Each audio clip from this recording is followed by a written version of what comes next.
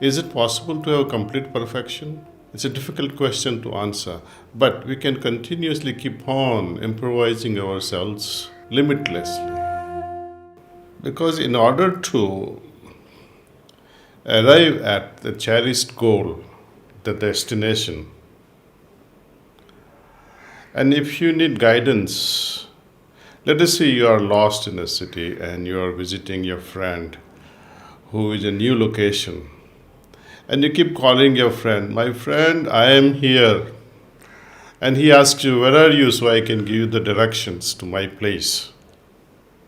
You'll have to look around and say, oh, here I am. I am in front of such and such a restaurant on such and such a cross street. So we have to have some inkling of where we are going and where we are currently positioned. Do we recognize our plus and minuses in the current position that I am unable to tolerate and hence I am looking for a change, transformation, mutation? You see? Even this COVID, even simple thing like COVID virus, which has only 2 strands of DNA, very subtle, very refined perhaps, and it is defeating little by little the entire humanity, the arsenals of all the scientists. You try to attack one species of virus, next is mutated.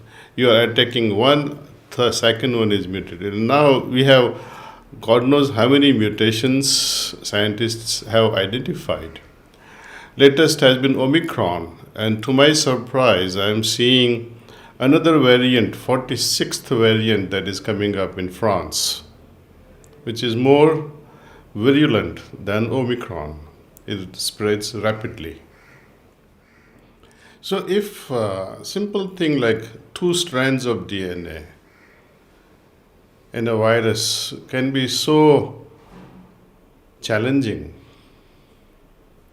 I think we are more complex beings and we have greater potential than virus to make many changes in ourselves until we become immutable, as Lord Krishna says in Gita, that we arrive at a state of permanency where you don't anticipate any more changes because you're completely perfected.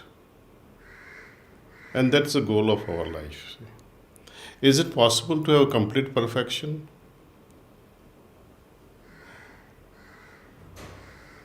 It's a difficult question to answer, but we can continuously keep on improvising ourselves limitlessly, infinitely, because the nature of God is also, as we say, infinite. So there is no fixation, even in divinity, that this is the ultimate destination of God or ultimate form of God, because as we change, He also changes. Consciousness, this is all about consciousness. And I think today the scientists are more baffled than ever in trying to understand the consciousness. There was a time in,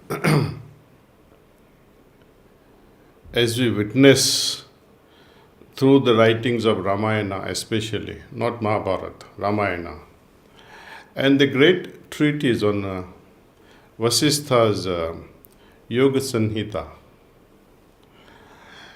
When you read those chapters,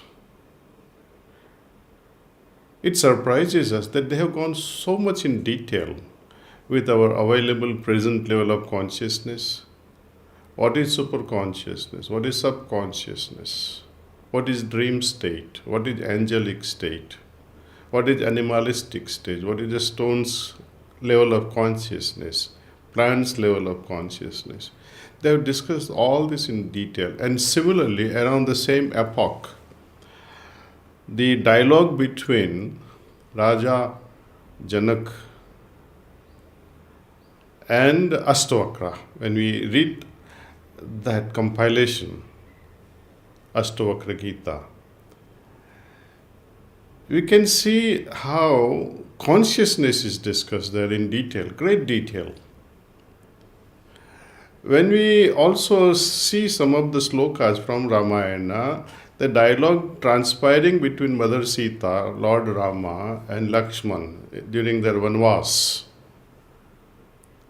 they're all discussing on the subject of consciousness, and this is also, I think, compiled especially in Lakshmana Gita. So you can say, in one way, historically, when we read the literature of that time, of that epoch, the consciousness was in fashion. People were talking of consciousness. Today we talk of fashion, of external things, clothes, jewelries, so many external things. But those days it was the main subject, the internal level of consciousness, our chit, our chetana.